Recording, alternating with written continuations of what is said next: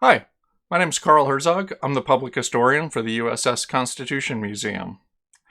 If you're feeling cooped up at home right now, you're starting to get a sense of what it's like to be a sailor on a ship at sea. After all, you can't leave the house at all when your house is surrounded by hundreds or even thousands of miles of water. You're stuck. Samuel Johnson, a writer in the 1700s, once wrote that no man will be a sailor who has contrivance enough to get himself into jail. For being in a ship is being in a jail with the chance of being drowned. He later wrote that a man in jail has more room, better food, and commonly better company. Well, company notwithstanding, what was life like for sailors on USS Constitution during the time that they were sailing at sea? History tends to focus a lot on battles. After all, that's the reason that the ship is out there, to defend her friends and defeat her enemies. But over the course of a 6-month-long voyage, battle may only take up a day or two of that entire time. So what is the crew doing for the rest of the time that they're at sea? Well, I like to break down and think about the work as being in 3 categories: operating the ship, maintaining the ship, and training to get ready for when you do go into battle. One of the first things to keep in mind about life at sea is that, unlike living in a house at home, the ship is operating 24 hours a day. You can't anchor or stop overnight in the middle of the ocean, you just keep going. The water's way too deep to anchor, and there's no reason to stop when it gets dark because there's not a whole lot to run into out there. So the ship's operating around the clock for 24 hours. That means that at least some of the crew has to always be awake to maintain the ship. So what does your schedule look like? How does that get divided up? Do you have any free time at all if you were part of the crew? Well, in order to make things work, the crew was divided up into 2 groups called watches. And those watches took turns, shifts of work, also confusingly called watches, when they were operating the ship and doing other things. Now, this doesn't mean that you had the rest of the time off. There were all kinds of things happening, like I said, maintaining the ship and training. But for the most part, the day was broken down into 4-hour stretches in which you were either on watch, off watch, or participating in some other duty. So, what did that schedule look like, and what did the work and time off look like? Well, you can find out on the USS Constitution Museum's website. Well, part of our activity and fun and games activity book is designed to show you exactly what was happening. If you go to our Discover and Learn page on the website, under Fun and Games, you can explore the old Ironsides activity book, which includes different chapters that are available for download as PDFs. Chapter 3, All Hands on Deck, explores the skills and teamwork required to operate the ship and describes what life was like for the crew on a day-to-day basis when they weren't actually engaged in battle. So let's take a look at that PDF and see if we can get a sense of what the crew was actually doing. In this chart, we can see a breakdown of a typical day at sea. Beginning at midnight from 12 to 4 a.m., 4 to 8 a.m., 8 to noon, 12 to 4, so 4-hour watches or stretches of shifts of work and time during most of the day.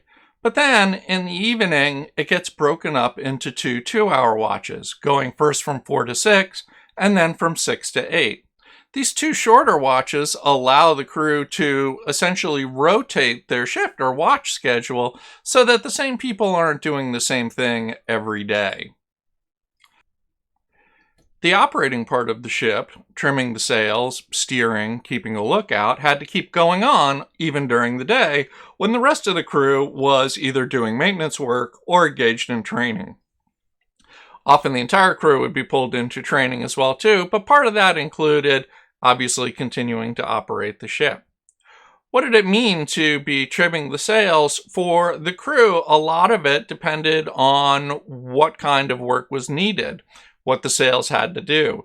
If you had to reduce sail or set extra sail, it meant the crew climbing up into the rigging and furling, unfurling sails. But if they were just adjusting the angle of the sails to the wind, what was known as bracing the sails, that could largely be done from the deck. In this chapter of our activity book, you can not only see some depictions of the kinds of work that had to get done up in the rigging, but you can also see excerpts from our collection that show how many men were required to actually do that work. There's also a great activity about tying a series of knots and learning some of the basic knots that sailors had to use. The training piece of this involved getting ready to be able to quickly and rapidly fire guns and maneuver the vessel so that the guns were able to aim at the enemy when an enemy ship was encountered. Also in our activity book, you'll find this section that shows how to actually make and fire your own little mini cannon using Alka-Seltzer tablets. It's a lot of fun. We do it at the museum all the time, and people always love it.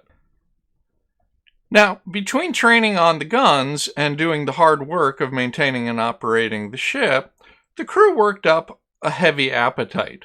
They actually ate a lot more than you would probably eat right now at home because they're doing so much work underway.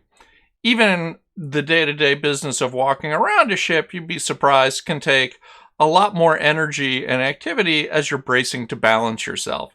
Not to mention climbing up in the rigging, hauling at the thousands of pounds worth of guns, and pushing holy stones across the deck to help clean the deck. All of this work meant that they were really hungry by the time it was mealtime.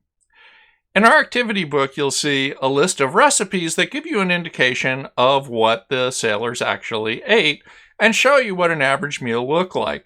These are menus and recipes that you can actually duplicate at home if you want to. After the meals at the end of the day, the sailors did get some free time to do whatever they wanted, entertain themselves, before going to sleep until their next watch came up. Again, in our activity book, you'll see some of the activities that show the types of games that sailors could play, some of the songs they would sing, and other activities that they would participate in that gives you a sense of what life was like. Unlike being at home today, the sailors on board USS Constitution had 450 fellow sailors sharing this tight, confined space. So there wasn't a whole lot of privacy, but there was a lot of camaraderie and the opportunity at the end of a long day of work to tell stories, sing songs, or play games together. So I hope that starts to give you some sense of what day-to-day life was like for sailors on board USS Constitution. They did a lot of work, they stayed really busy, even when they weren't actually engaged in battle. But it could be long and monotonous time periods, not unlike being stuck at home today. If you want to learn more about life at sea, you can download the activity book and check out other sections of the USS Constitution Museum's website, where there's a number of collections artifacts that give you some indication of how they stored their things, what kinds of things they took with them, and the rest of the details of what life was like. If you have questions about this, feel free to post them on any of our social media, and we'll try and answer them either online or in our next video. If you have ideas for other videos you'd like to see, don't hesitate to post that as well too. Thanks a lot!